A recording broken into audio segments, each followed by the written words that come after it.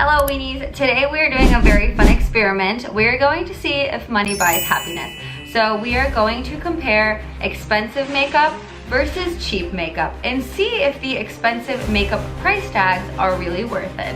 I have purchased nearly identical makeup, suspiciously identical, from two very different price points, and we're going to see if they perform differently on my face. And I'm going to go out tonight and see if anyone notices that one side of my face costs less than $100 and the other side costs $1,000. On the right side, aka my good side and the side I prefer, we're going to do the luxurious makeup. We're starting with primer. This is the Milk Makeup Hydro Grip Primer. I got the mini version, but this retails for about $30.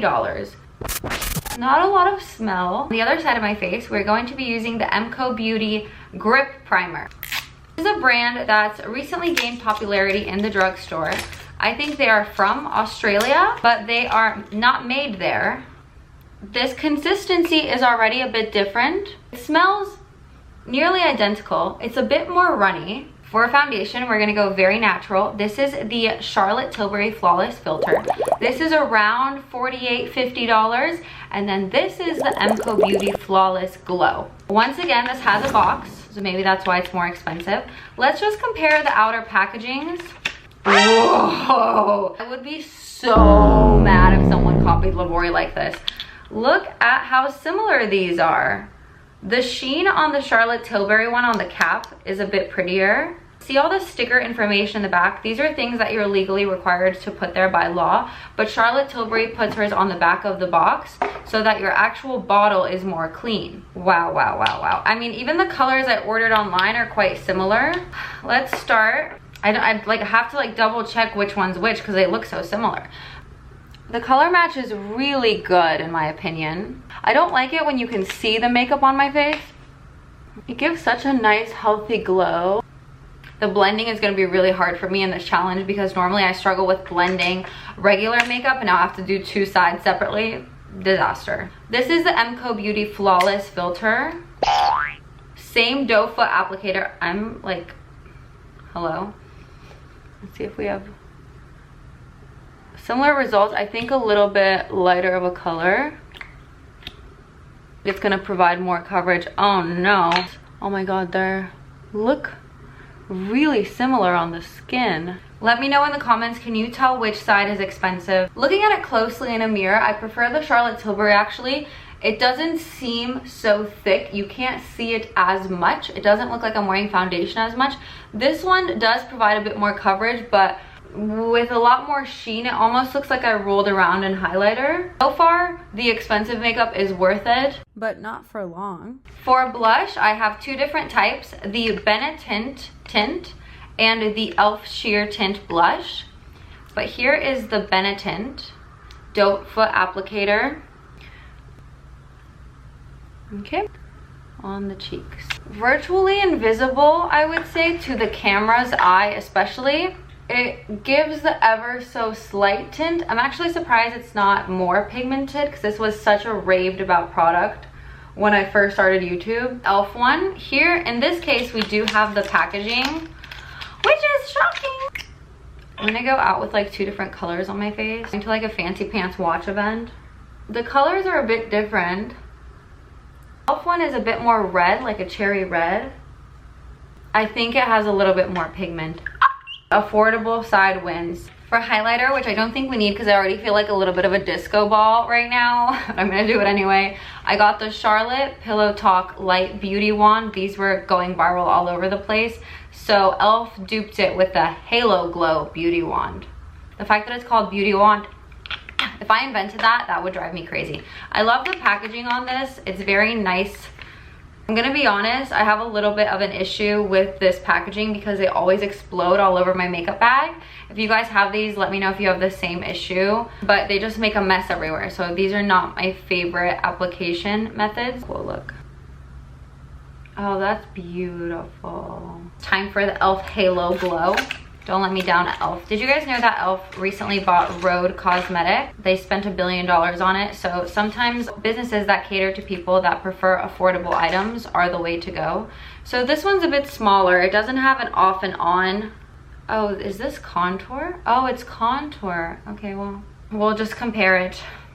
That's not what I got. Whoa, whoa, whoa, whoa, whoa, whoa. So far, e.l.f. products have really surprised me in how pigmented they are. You know what? For contour, it's actually the perfect shade. It's not too gray and it's not too beige. It's a beautiful contour. It's in par with the contour that I get from expensive brands. So far, I would really recommend e.l.f. I actually have a secret to tell you guys that is so good. You guys know I love all kinds of beauty experiments and secrets and procedures, and even trying to see if more expensive makeup is worth it. Well, I have found the best deal on the planet pretty much.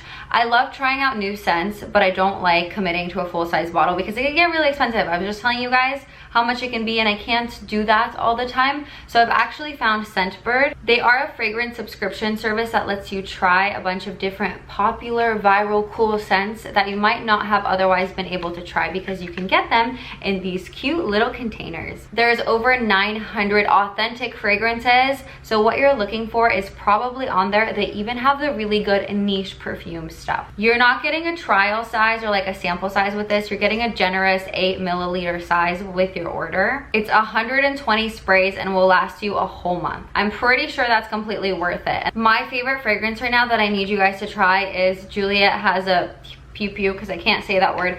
It is the most delicious new scent for me. It is creamy, vanilla-y. It replaced my Forever perfumes that I have on my counter. As soon as they sent me this, I was like, ah, that's so good. I will be wearing this every day. But if you want something more classic, I'm sure you guys all know about Flower by Kenzo. It's a very good classic perfume. So even if you're looking to stock up on your classic favorites, Scentbird has you covered. I love this one for during the day. It's floral but fresh, so I smell clean, like I have showered recently.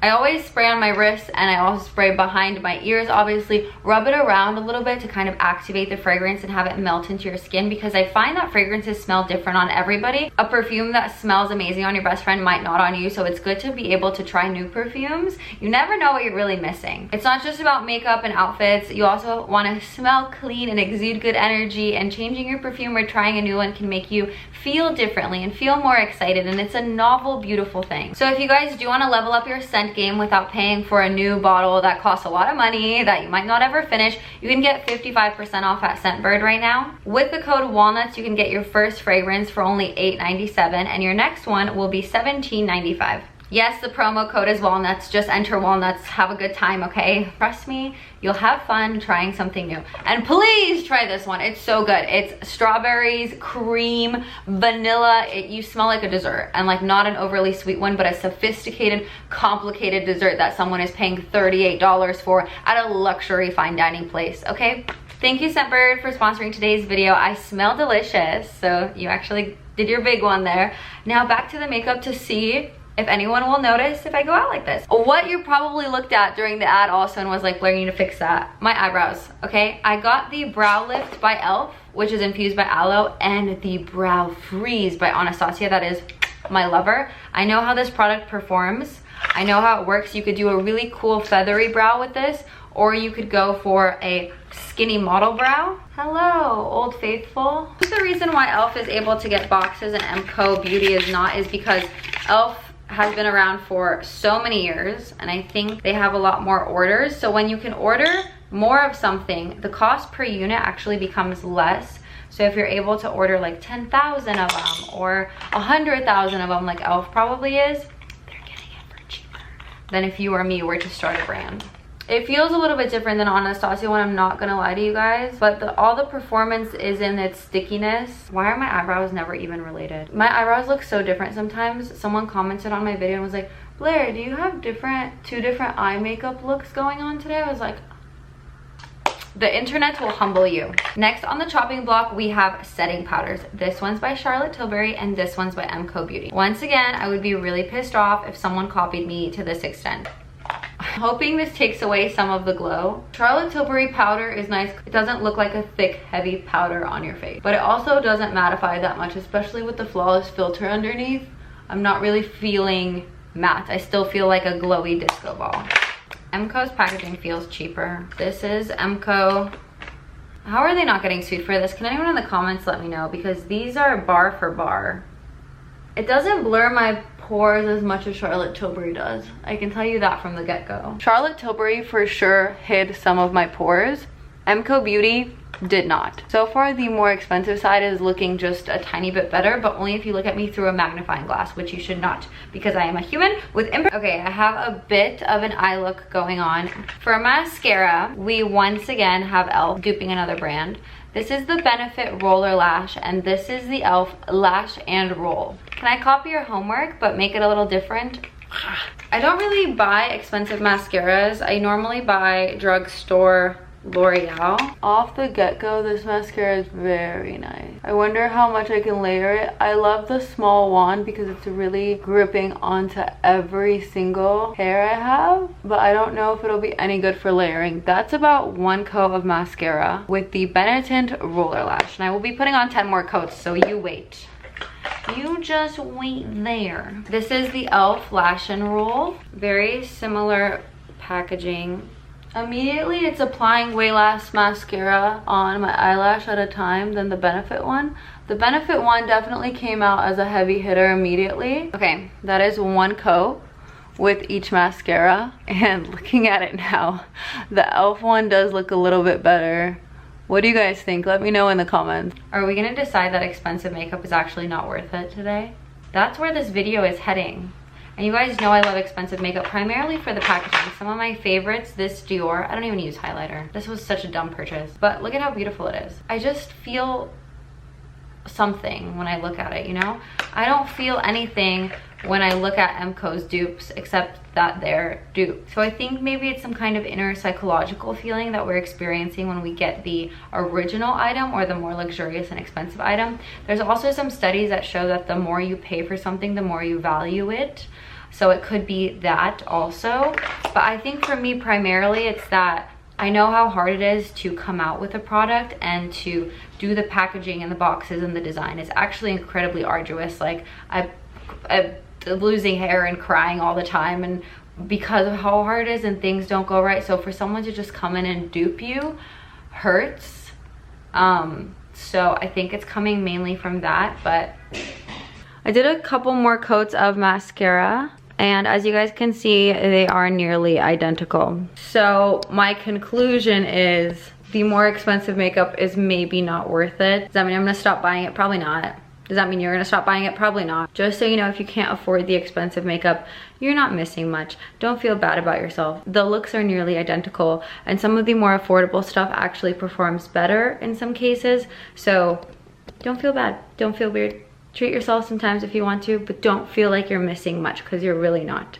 I'm going to get dressed and I'll show you guys my look for the event, and I'll take you with me for a quick little vlog at the end. So that's what I wanted to say. It's not, the grass is not always greener. You might think it is because you're like, oh, I wish I could afford that. Maybe it's not. Like, look at this. Same thing. Okay? Okay, I'll let you guys know how it wears.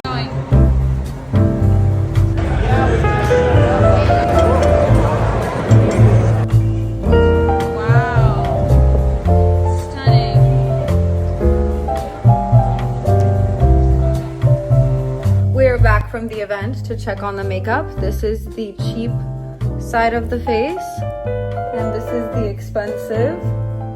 I think they are nearly identical. It's the next morning. My face doesn't look great, but I still smell like the perfume I wore last night, and it smells so good. If you guys do want to try out Scentbird, don't forget the link in the description or the QR code. Bye-bye!